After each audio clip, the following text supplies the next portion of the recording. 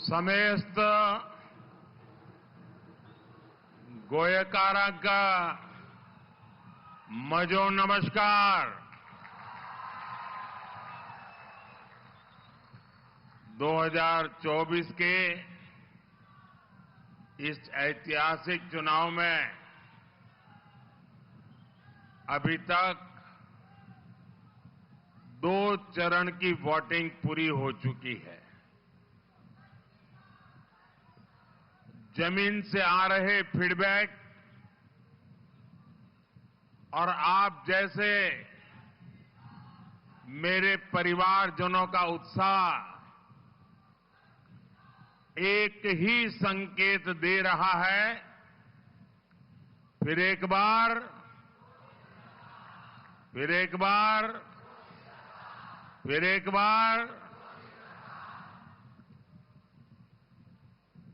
अब मैं जरा एक दूसरा नारा बुलवाता हूं आपसे। बोलेंगे? मैं बोलूंगा लेकिन अब आपको बोलना है फिर एक बार, ठीक है? गरीबों की सरकार, एससी, एसटी, ओबीसी की सरकार, युवा को अवसर देने वाली सरकार, महिलाओं को सुविधा देने वाली सरकार, फिशरमैन को समर्पित सरकार, टूरिज्म को बढ़ावा देने वाली सरकार, किसानों का कल्याण करने वाली सरकार, भारत को आधुनिक बनाने वाली सरकार। भाइयों और बहनों, मैं जब मंच पे आया तो मैं तय नहीं कर पा रहा था कि चुनाव सभा है कि विजय सभा है।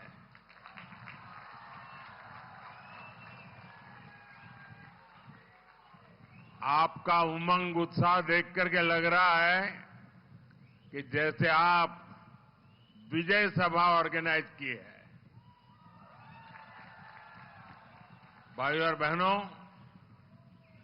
गोवा भारत भक्तों की भूमि है। हम भाई हेमंत सुमन जैसे सेनानियों को याद करते हैं, जिन्होंने यहां विदेशी सरकार के सेक्रेटरीट पर तिरंगा फहराया था। ये धरती जगन्नाथराव जोशी जैसे सत्याग्रहियों की धरती है। गोवा के मंदिर जितने भव्य है, गोवा के चर्च भी उतने ही खूबसूरत है। एक भारत श्रेष्ठ भारत की बहुत ही सुंदर तस्वीर गोवा में दिखती है और इसलिए पूरी दुनिया के लिए गोवा आकर्षण का केंद्र बना हुआ है। यहां आना एक सुखद अनुभव होता है। भाइयों और बहनों, 24 का ये चुनाव 2 धाराओं के बीच का चुनाव है। एक धारा एनडीए की है, जो देश के नागरिकों की एस्पिरेशंस के लिए काम करती है, जो धारा हर काम में पूर्णता को लेकर के सैचुरेशन अप्रोच पर काम करती है। और हमारे खिलाफ दूसरी धारा इंडिया अलायंस की है, जो अपने स्वार्थ के लिए,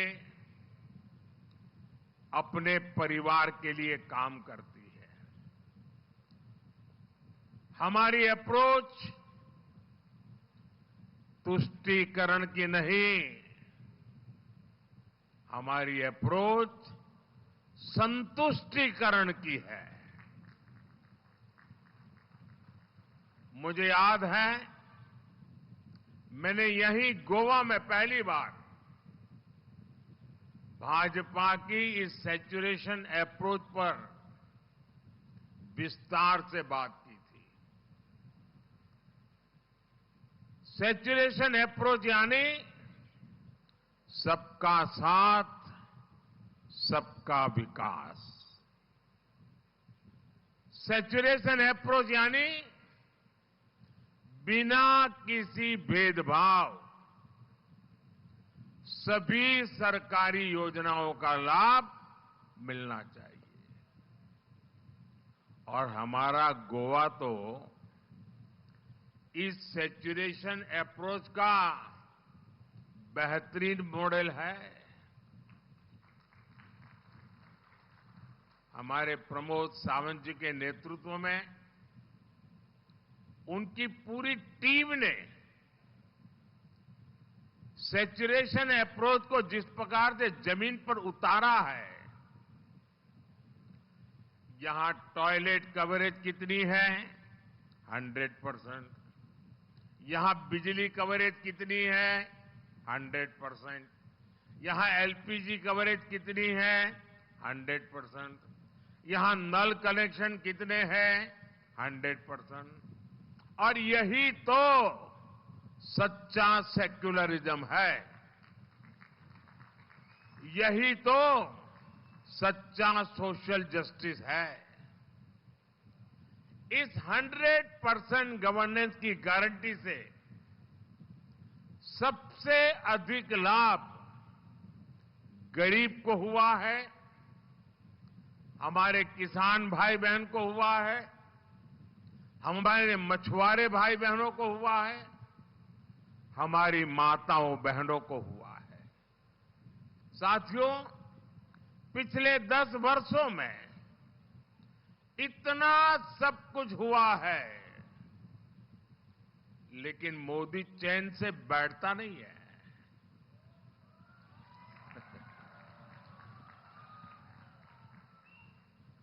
लोग परेशान हो जाते हैं, मोदी जी इतना दौड़ते क्यों हो?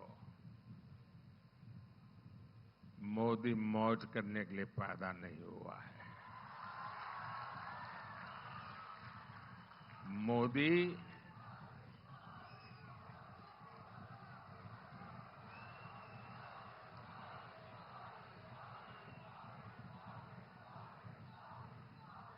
मोदी दिन रात आपके सपनों को जीता है। आपके सपने ही मोदी के संकल्प है। और इसलिए मेरा पल पल आपके नाम, मेरा पल पल देश के नाम। 24/7 फॉर 2047।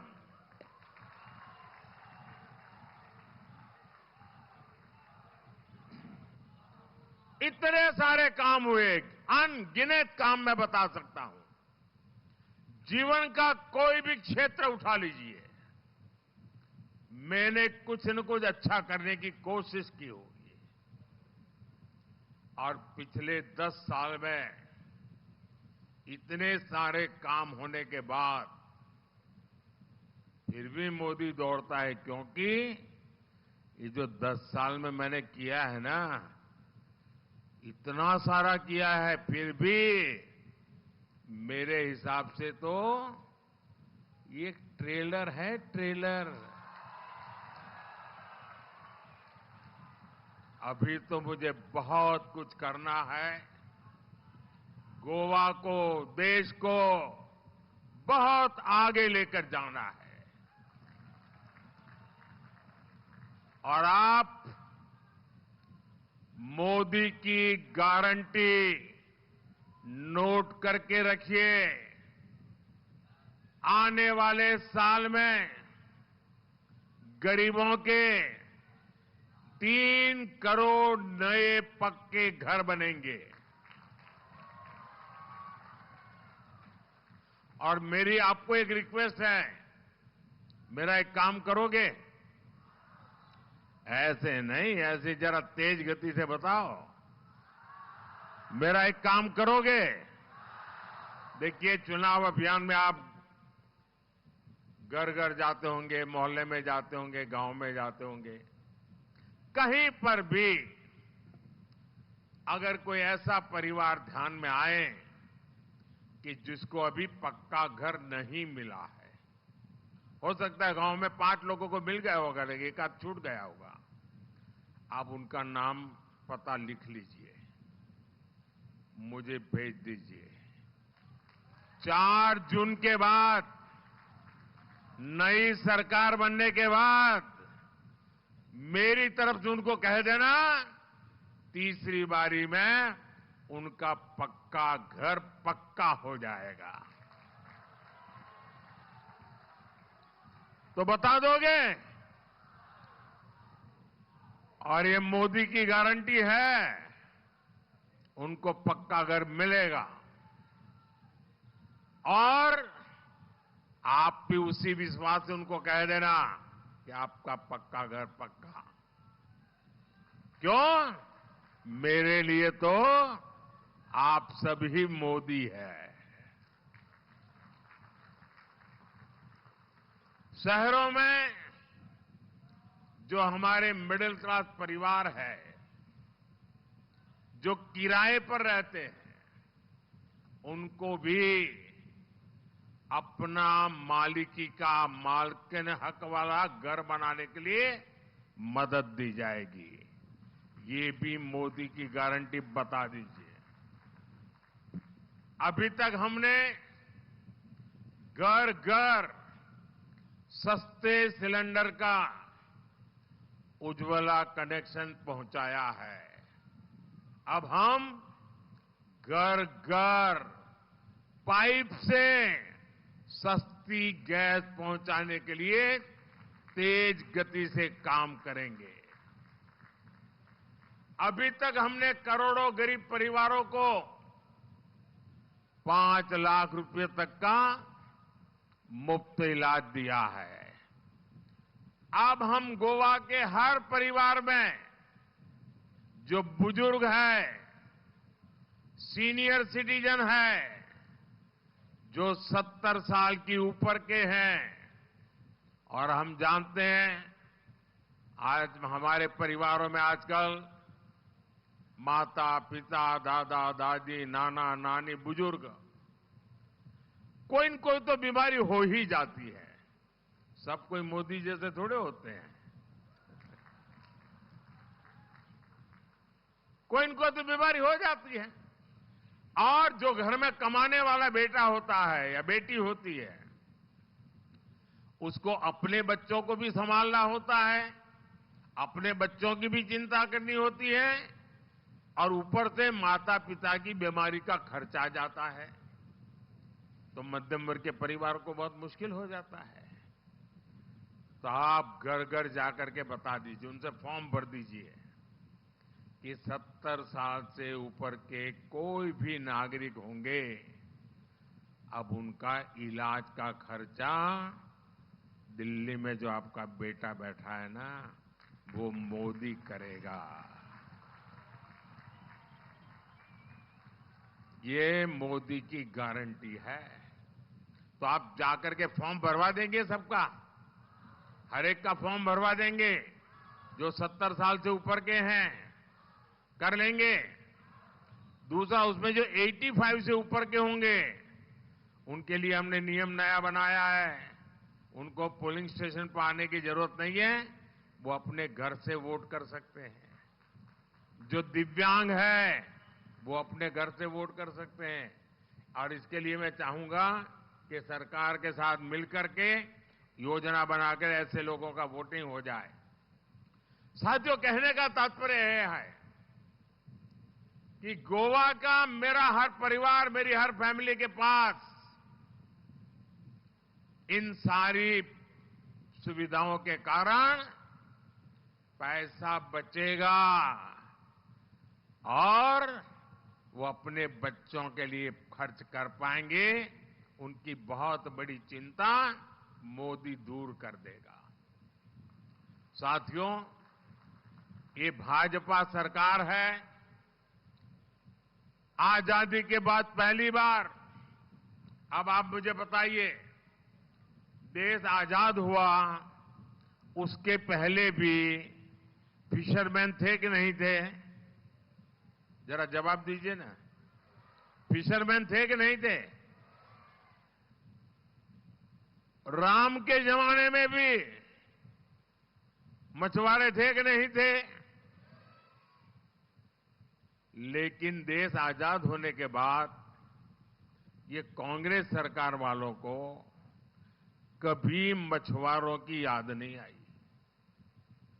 ये मोदी है जिसने आकर के फिशरीज सेक्टर का अलग मंत्रालय बनाया, अलग बजट बनाया, ताकि हमारे कोस्टल एरिया, हमारे मछुआरे भाई बहन, उनके जीवन में बदलाव आए। हमने मछुआरों को किसान क्रेडिट कार्ड दिया, हमने बोट्स को आधुनिक बनाने के लिए मदद दी, और अब भाजपा ने घोषणा की है कि फिशरमैन साथियों के लिए बीमा कवरेज बढ़ाया जाएगा, इंश्योरेंस बढ़ाया जाएगा। बीजेपी सरकार फिशरमैन भाई बहनों के लिए प्रोडक्शन और प्रोसेसिंग क्लस्टर भी बनाएगी। मछुआरों की आय बढ़ाने के लिए ऑर्गेनिक सीवीड की खेती को बढ़ावा दिया जाएगा। साथियों, आज पूरी दुनिया भारत को जानना चाहती है, भारत को देखना चाहती है, हमारी विरासत के प्रति आकर्षित है, और इसलिए इंडी गठबंधन के 10 साल में जितने विदेशी टूरिस्ट भारत आए थे, मोदी के आने के बाद पहले की तुलना में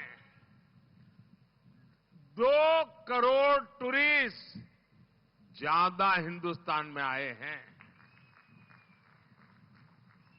इंडी अलायंस के समय 10 साल की तुलना में विदेशी टूरिस्ट से मिलने वाला फॉरेन एक्सचेंज मोदी के कालखंड में डबल हो गया, डबल।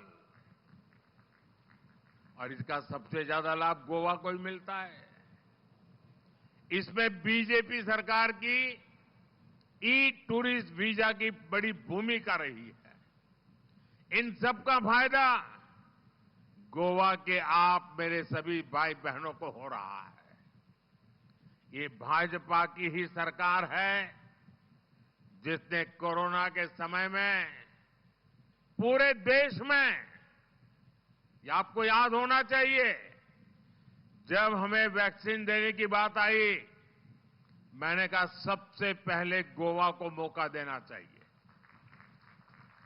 और हिंदुस्तान में सबसे पहले पूरे राज्य का वैक्सीनेशन, सभी नागरिकों का वैक्सीनेशन गोवा में हुआ था। क्यों?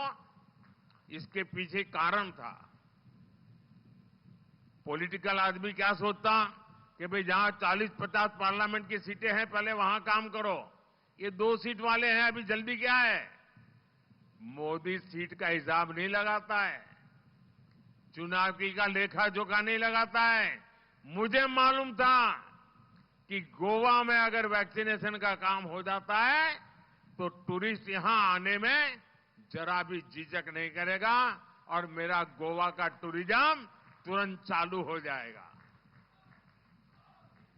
दिल्ली में बैठ करके गोवा की इतनी बारीकी से चिंता करने वाली इसके पहले कभी कोई सरकार नहीं आई होगी, ये मैं आपको दावा के साथ कह सकता हूं। साथियों, भाजपा गोवा को इंटरनेशनल कॉन्फ्रेंस का भी एक बड़ा केंद्र बनाने में जुटी है। आजकल कॉन्फ्रेंस टूरिज्म बड़ा महत्व का है। आपने देखा होगा स्पोर्ट्स भी एक बहुत बड़ा टूरिज्म का सेंटर बन रहा है। आपने देखा होगा हमने ब्रिक्स समिट गोवा में की थी, हमने G20 की कितनी शानदार मीटिंग यहां ऑर्गेनाइज की और पूरी दुनिया में हमने गोवा का ब्रांडिंग मार्केटिंग का प्रयास किया। हमने ब्रिक्स देशों का फुटबॉल कंपटीशन भी यही किया गोवा में। हमारी सरकार गोवा के इंफ्रास्ट्रक्चर पर बहुत काम कर रही है। गोवा के दोनों एयरपोर्ट से यहां टूरिज्म को, और आजकल मैं एक नया मिशन लेके चला हूं, वो भी गोवा के लिए ही है। मैं हर किसी को कहता हूं, मेड इन इंडिया। शादी करने के लिए दुनिया में जाकर के रुपये बर्बाद करने की जरूरत नहीं है। मेरे देश में गोवा जैसी शानदार जगह है, शादियां यहां होनी चाहिए। और मेरा मूवमेंट है मेड इन इंडिया, ताकि यहां मेरे लोगों को रोजी रोटी मिले। जुवारी ब्रिज और वंदे भारत ट्रेन जैसी सुविधाएं गोवा की कनेक्टिविटी को और सशक्त कर रही है। आयुष अस्पताल से यहां वेलनेस को भी बढ़ावा मिल रहा है। साथियों, ये हमारा गोवा फुटबॉल की धरती है और इसलिए भारत में ओलंपिक हो, ये गोवा का कौन नौजवान है जो नहीं चाहता होगा। मैं गोवा के खेल प्रेमियों को ये भी बस गारंटी देता हूं, भारत में ओलंपिक हो, आपका ये सपना भी हम जरूर पूरा करेंगे, ये आपको मैं वादा करता हूं। साथियों, गोवा को विकास की नई ऊंचाई पर ले जाने के इन प्रयासों के बीच कांग्रेस और उसके साथी हर तरफ देश में नेगेटिविटी फैलाने में जुटे हैं। कांग्रेस सिर्फ वोट बैंक के लिए एक भारत श्रेष्ठ भारत की भावना का, हमारे संविधान का अपमान कर रही है। इससे जुड़ा एक बड़ा खुलासा गोवा में कांग्रेस के कैंडिडेट ने भी किया है। इस खुलासे ने कांग्रेस की सच्चाई बता दी है। उसका हिडन एजेंडा बाहर लाए हैं कि देश का संविधान उसके लिए कोई मायने नहीं रखता। साथियों, ये वोट बैंक के लिए कांग्रेस की सोची समझी साजिश है और ये अकेली घटना नहीं है। देश को बांटने वाली बात कर्नाटका के कांग्रेस सांसद ने कही है। कांग्रेस की यही सोच है जिसके कारण 70 साल तक जम्मू कश्मीर में आर्टिकल 370 बना रहा, जिसके कारण देश सालों साल तक आतंकवाद की आग में जलता रहा। आपके एक वोट ने आर्टिकल 370 को जमीन के भीतर दफना दिया। दोस्तों, वो इतिहास के पन्नों पर जड़ गया। और मेरे मित्र मनोहर पार्रिकर अगर आज हमारे बीच होते तो शायद एक खबर उनके लिए खुशी की खबर होती, लेकिन इंडी गठबंधन आर्टिकल 370 को भी वापस लाने की बात कर रही है। मुझे बताइए मेरे गोवा के भाई बहन, क्या आर्टिकल 370 वापस लाने देंगे क्या? कांग्रेस के मंसूबे पार होने देंगे क्या? साथियों, कांग्रेस वोट बैंक के तुष्टीकरण के लिए खतरनाक खेल में जुटी है। कांग्रेस धर्म के आधार पर आरक्षण देना चाहती है। कांग्रेस SC, ST, OBC के हक में से एक हिस्सा अपने वोट बैंक को देना चाहती है। कर्नाटका में इन्होंने ये काम शुरू भी कर दिया है। साथियों, आज पूरी दुनिया भारत के टूरिज्म सेक्टर में, हॉस्पिटैलिटी सेक्टर में, एविएशन सेक्टर में, मैन्युफैक्चर सेक्टर में इन्वेस्ट करना चाहती है। लेकिन कांग्रेस का प्लान आपकी संपत्ति पर 55% टैक्स लगाने का है। कांग्रेस के शाहजादे की उनकी विदेश यात्राओं का राज खुल गया है। वहां से कांग्रेस के शाहजादे के एक एक्सरे मशीन लाए हैं और पब्लिकली बोलते हैं कि उनकी सरकार बनने के बाद देश का एक्सरे किया जाएगा। और एक्सरे मशीन से कांग्रेस आपकी संपत्ति की जांच करके उसे अपने वोट बैंक में बांटना चाहती है। मान लीजिए यहां किसी फिशरमैन के पास 2 बोट होगी और वो जीवन के अंतकाल में वो 2 बोट अपने बेटे को देना चाहता है तो नहीं दे पाएगा। कांग्रेस ऐसा कानून ला रही है कि उसमें से 1 बोट सरकार जब्ता कर लेगी, 1 ही बोट अपने संतान को दे पाएगा। और आप जानते हैं ना कांग्रेस का पसंदीदा वोट बैंक कौन है? इसलिए पूरा देश कांग्रेस पर इल्जाम लगा रहा है और मुखर होकर बोल रहा है देश, कांग्रेस की लूट जिंदगी के साथ भी और जिंदगी के बाद भी। भाइयों और बहनों, भाजपा ऐसे काम करती है जिससे देश को खुशी मिले, हर नागरिक को खुशी मिले, आपको खुशी मिले। लेकिन कांग्रेस ऐसे काम करती है जिससे देश विरोधी ताकतों को खुशी होती है। आप देखिए, इन्होंने ईवीएम को लेकर कितना झूठ बोला भाई। आए दिन चुनाव हार गए तो क्यों? ईवीएम। चुनाव हारना तय है तो क्यों? तो ईवीएम। जब चाहो तब ईवीएम को गाली दो, जब चाहो ईवीएम को गाली दो।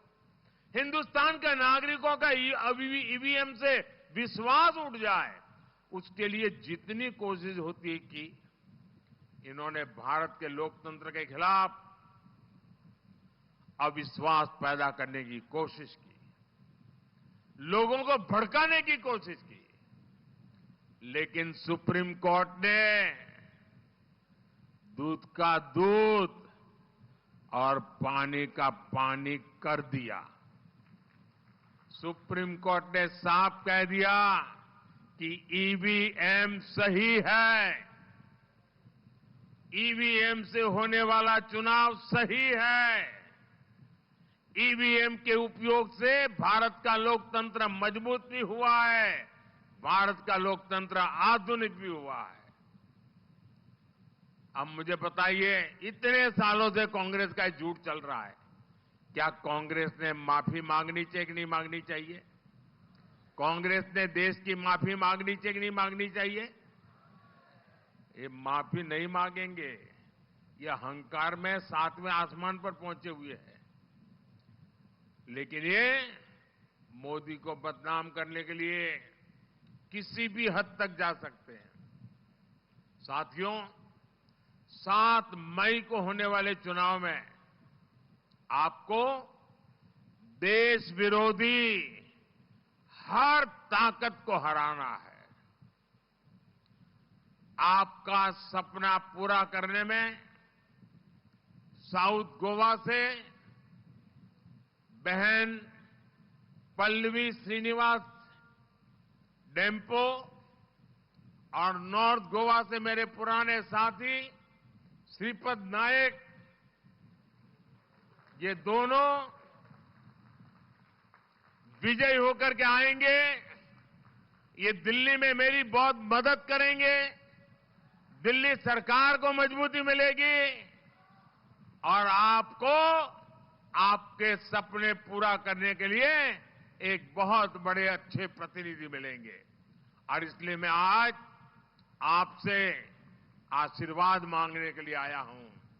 मैं आपसे वोट मांगने आया हूं।